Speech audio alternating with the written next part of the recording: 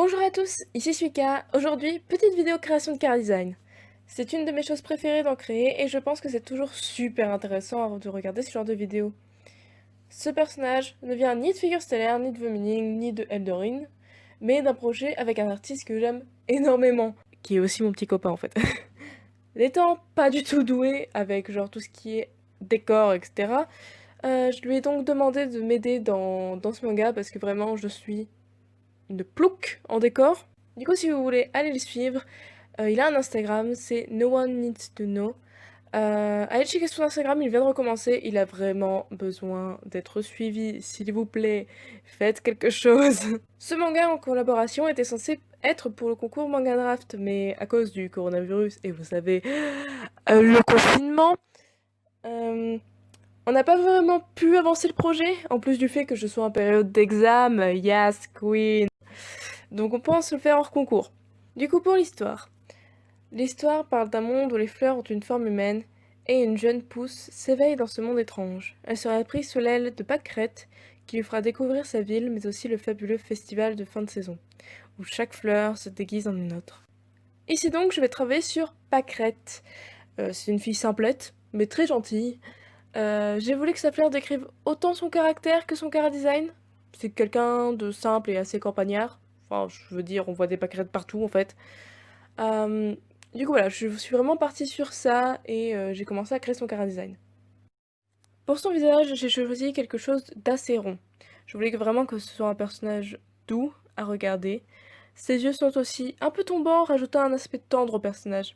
Genre le visage de la maman dans les animés, vous voyez. Tu sais, celle qui meurt après 2 secondes, ouais. Je m'appelle comme la maman des reines au passage. Yes. Ouais. Pour ses yeux, j'ai aussi pris en référence des images de pâquerettes. Et je lui ai fait des cils en pétales, comme chaque personnage a des cils différents en fonction de leurs fleurs dans mon manga. Je continue avec ses cheveux. Je lui fais une frange ronde et je commence ensuite ses vêtements en utilisant des vêtements Lolita, vu que j'adore ce style, littéralement. Au passage, peut-être que je ferai une petite vidéo là-dessus. Je lui fais donc un bonnet qui commence très mal. Genre, qu'est-ce que c'est que ça? C'est moche. Donc je le refais, comme s'il n'avait jamais existé. Et ça va, il est à peu près comme je veux. Je décide de lui faire des tresses pour ajouter à son côté campagnard, mais aussi un peu fille des champs, petite maison dans la prairie, tout ça, tout ça. Je lui mets quand même pas mal de volume et décide que ses élastiques seraient inspirés de l'étamine de la fleur. Vous en faites pas, je savais pas que ça s'appelait comme ça non plus. Je commence sa robe et je lui fais le fameux col Suika. Je l'appelle comme ça parce que vraiment 80 de mes persos le portent avec ce petit nœud très familier. Puis je fais une cape pour encore rajouter de la rondeur et une blouse pour montrer un petit peu son élégance vu que c'est quand même la fleur de la Sainte Marie, s'il vous plaît. Pour la forme de sa robe et le tablier, je m'inspire grandement de mes références. Je veux vraiment quelque chose de doux et bombé. Et le tablier est là aussi pour montrer qu'elle bosse dans des champs ou des choses comme ça. Sa robe, quant à elle, est composée de pétales pour bien montrer quelle fleur elle est, tout d'abord, mais aussi ses pétales sont fines et très ovales. Je garde quand même la forme d'une robe Lolita très bombée. Ses collants sont en maille, je voulais quelque chose de discret et assez transparent. Et petit détail, son nœud est en fait la tige de sa fleur. Et là, paf, tour de magie, le line est fait. Incroyable, n'est-ce pas? Je sais, je suis vraiment super forte en magie. C'est pas comme si ça m'avait pris des heures à faire. J'adore dessiner les lines. En plus, il est même pas propre. Bon, bref. Je passe directement à la colo. Je décide de faire ses yeux jaunes pour rappeler l'étamine de la fleur. Oh, il y a encore ce mot, je sais.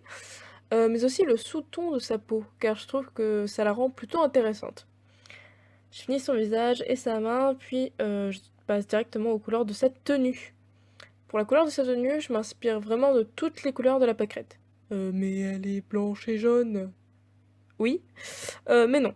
Quand la pâquerette se fane, elle commence aussi à avoir des couleurs roses et violettes. Du coup, j'ai aussi utilisé ces deux couleurs dans la palette et je m'en suis inspirée. J'ai aussi pris un peu de vert, vu que c'est la couleur de sa tige. Pour moi, il fallait vraiment que toutes ces couleurs soient représentées pour bien montrer son côté pâquerette sous vraiment toutes ses formes. Oui, même la tigeasse magnifique de la pâquerette.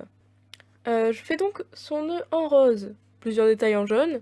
Pour ce tablier, je sais pas pourquoi j'avais choisi cette couleur dégueulasse, mais de toute façon, elle a pas fait long feu, voilà, parfait.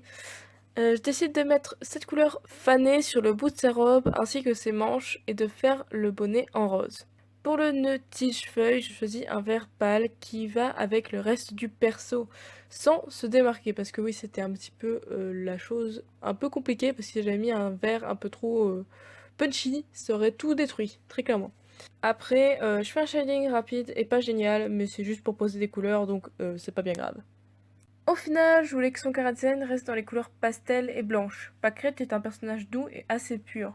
Je voulais que ces couleurs la représentent bien. Si j'avais mis un jaune trop puissant, par exemple, je pense que ça aurait vraiment trop clashé avec les autres couleurs et que le final ne serait pas aussi bien. Je choisis enfin d'enlever la couleur moche du tablier et de plutôt mettre la dentelle en couleur pour que le tablier ressorte mieux. Je voulais vraiment qu'il y ait assez de blanc dans son chara design parce que là ça allait pas du tout. Mais du coup, voilà, on arrive à la fin de la vidéo et à la fin de ce chara design. J'espère que celle-ci vous aura plu. Vous pouvez trouver le dessin du chara design sur mon Instagram, Suikalichi, et n'oubliez pas d'aller suivre No One Needs to Know qui m'accompagne dans ce travail. D'ailleurs, je le remercie beaucoup, il me donne aussi des idées pour l'histoire. Merci d'avoir regardé et j'espère vous retrouver dans une prochaine vidéo. Ciao!